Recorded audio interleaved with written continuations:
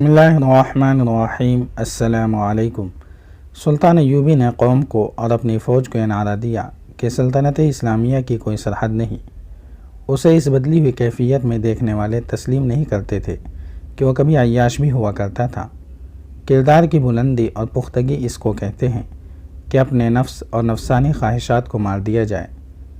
یہ پختگی صلاح الدین ایوبی کے کردار میں تھی۔ دوستوں کی محفلوں میں وہ کہا کرتا تھا، مجھے کافروں نے مسلمان بنایا ہے۔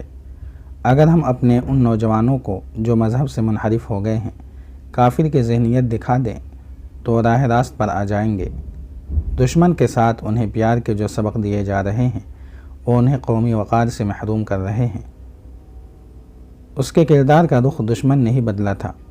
صلاح الدین ایوبی اپنے مقصد اور عزم میں اس حد تک مگن رہا کہ اس نے کبھی سوچا ہی نہ تھا کہ وہ عالم اسلام کا سب سے بڑا قائد ہے، مصر کا حاکم کل ہے اور فن حرب و ضرب کا ایسا استاد کہ صلیبیوں کے کمانڈر متحد ہو کر بھی اس سے خائف رہتے تھے۔ اس کی مالی حالت یہ تھی کہ وہ حج نہیں کر سکا، جہاد نے اسے مہلت نہ دی۔ آخری عمر میں اس کی یہی ایک خواہش رہ گئی تھی کہ حج پر جائے، مگر اب اس کے پاس اتنی رقم نہیں تھی۔ وہ جب فوت ہوا تو اس کی ذاتی متاع صرف 47 درہم چاندی کے اور 1 ٹکڑا سونے کا تھا۔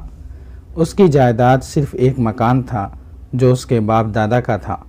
یہ اس کے کردار کی پختگی کا حیران کن مظاہرہ تھا کہ اس نے جب اپنے سالاروں وغیرہ کو کانفرنس کے لیے بلایا تو اس کے چہرے پر گھبراہٹ یا پریشانی کا شائبہ تک نہ تھا۔ کانفرنس کے حاضرین پر خاموشی طاری تھی۔ انہیں یہ توقع تھی کہ سلطان ایوبی گھبرایا ہوا ہوگا، مگر اس نے مسکرا کر سب کو دیکھا اور کہا، میرے رفیقو، تم نے بڑے ہی دشوار اور پیچیدہ حالات میں میرا ساتھ دیا ہے۔ آج ایسے حالات نے ہمیں للکارا ہے جو بظاہر ہمارے قابو میں آنے والے نہیں، لیکن یاد رکھو، اگر ہم نے ان حالات پر قابو نہ پایا تو ہم سب کے لیے دنیا میں بھی رسوائی ہے اور خدا کے حضور بھی رسوائی ہے۔ دنیا میں تاریخ ہماری قبروں پر لعنت بھیجے گی اور روز محشر وہ شہید ہمیں شرمسار کریں گے جنہوں نے اسلام کی آبرو پر جانیں قربان کی ہیں۔ اب وقت آ گیا ہے کہ ہم سب جانیں قربان کر دیں۔ اس تمہید کے بعد اس نے اپنے اعلیٰ حکام کو ہر ایک تفصیل بتائی اور کہا کہ اب انہیں اپنے بھائیوں کے خلاف لڑنا پڑے گا۔ اس نے سب کے چہروں کا جائزہ لیا، کچھ دیر خاموش رہا۔ سب کے چہروں کے رنگ بدل گئے تھے۔ اسے اطمینان ہو گیا کہ یہ حکام ہر صورتحال میں اس کا ساتھ دیں گے۔ اس نے کہا، میرا پہلا اقدام یہ ہے کہ میں اپنی خود مختاری کا اعلان کرتا ہوں۔ میں اب مرکزی خلافت کا پابند نہیں رہنا چاہتا، لیکن میں یہ اعلان تم سب کی اجازت کے بغیر نہیں کروں گا۔ مجھے اجازت دینے یا نہ دینے سے پہلے 1-2 پہلوؤں پر غور کر لو۔ ایک یہ کہ خلافت عملاً ختم ہو چکی ہے۔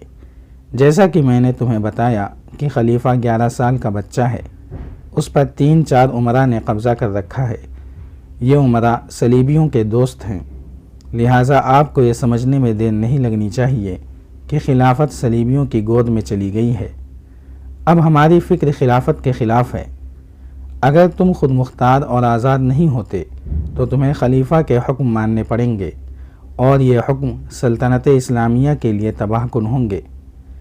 کیا ان حالات میں یہ اقدام صحیح نہیں ہوگا کہ میں مصر کو خلافت سے آزاد کر دوں اور اس کے بعد تمہارا ہر قدم ایسا آزادانہ ہو جو اسلام کی بقا کے لیے ضروری ہو؟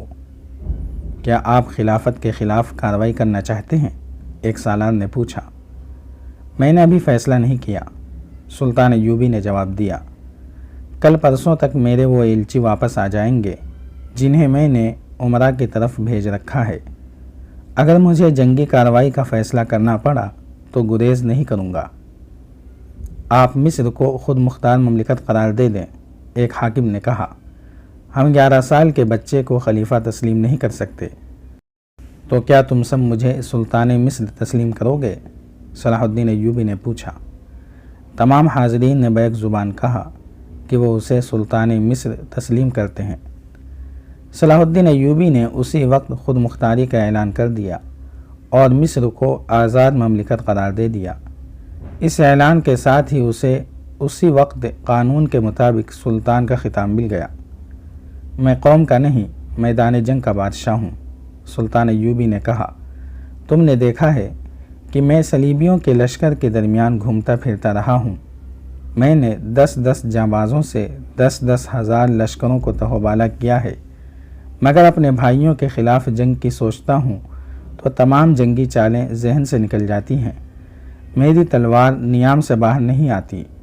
مجھے اور تم سب کو یہ دن بھی دیکھنا تھا کہ ہم آپس میں لڑیں اور صلیبی تماشا دیکھیں۔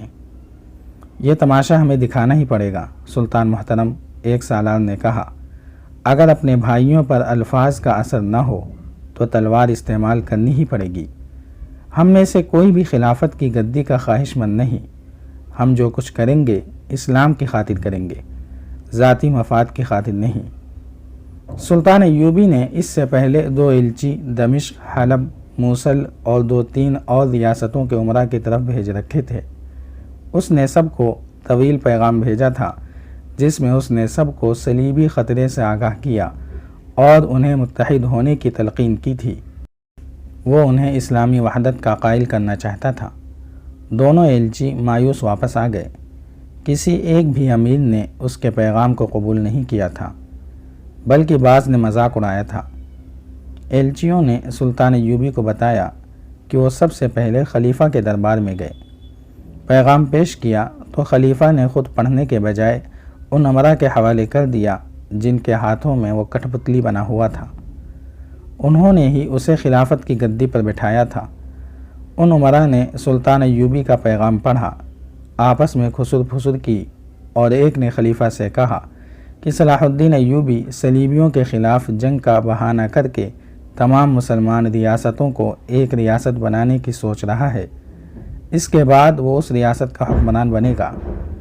دوسرا امیر بول پڑا، اس نے بھی 11 سال کی عمر کے خلیفہ کو سلطان ایوبی کے خلاف بھڑکایا اور کہا، آپ اسے حکم دے سکتے ہیں کہ جنگ کرنے یا نہ کرنے کا فیصلہ صرف خلیفہ کر سکتا ہے۔ اگر صلاح الدین ایوبی خلیفہ کے حکم عدولی کرے تو آپ اسے معزول کر کے واپس بلا سکتے ہیں۔ مصر کی امارت کسی اور کے حوالے کی جا سکتی ہے۔ کمسن خلیفہ نے ایلچیوں کو یہی حکم دیا اور کہا، صلاح الدین ایوبی سے کہنا کہ وہ ہمارے حکم کا انتظار کرے، یہ فیصلہ ہم کریں گے کہ اسلامی وحدت کی ضرورت ہے یا نہیں۔ صلاح الدین ایوبی کے پاس فوج ہے، اس میں زنگی مرحوم کے بھیجے ہوئے بہت سے دستے ہیں۔ ایک امیر نے خلیفہ سے کہا، اسے حکم بھیجا جائے کہ وہ دستے واپس بھیج دے، اسے اپنی مرضی سے فوج کے استعمال کی اجازت نہیں ملنی چاہیے۔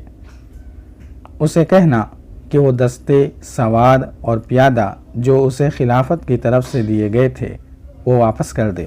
خلیفہ نے کہا، اور تم لوگ اب جا سکتے ہو۔ اور ایوبی سے کہنا کہ آئندہ خلیفہ کو اس قسم کے پیغام بھیجنے کی جرات نہ کرے۔ ایک اور امیر نے کہا۔ ایلچیوں نے سلطان ایوبی کو بتایا کہ وہ دوسرے امراء کے پاس گئے، سب نے پیغام کا مذاق اڑایا، بعض نے سلطان ایوبی کے خلاف توہین آمیز الفاظ بھی کہے۔ ایلچی واپس آ گئے۔ سلطان ایوبی کے چہرے پر کوئی تبدیلی نہ آئی، جیسے اسے ایسے ہی جواب کی توقع تھی۔ اسے دراصل علی بن سفیان کا انتظار تھا جسے اس نے خفیہ دمشق بھیج رکھا تھا۔ فوجی جاسوسی اور سراغ رسانی کا یہ ماہر اپنے ساتھ کم و بیش 100 لڑاکا جاسوس لے کر دمشق گیا تھا۔ یہ لوگ تاجروں کے قافلے کی صورت میں تاجروں کے بھیس میں گئے تھے۔ سلطان ایوبی کو ان کی بھی کوئی اطلاع نہیں ملی تھی۔ جاری ہے۔ اگر آپ کو یہ قسط وار سلسلہ پسند آ رہا ہے تو لائک، شیئر اور کمنٹ کے ذریعے ہماری حوصلہ افزائی کریں۔ جزاک اللہ خیرا۔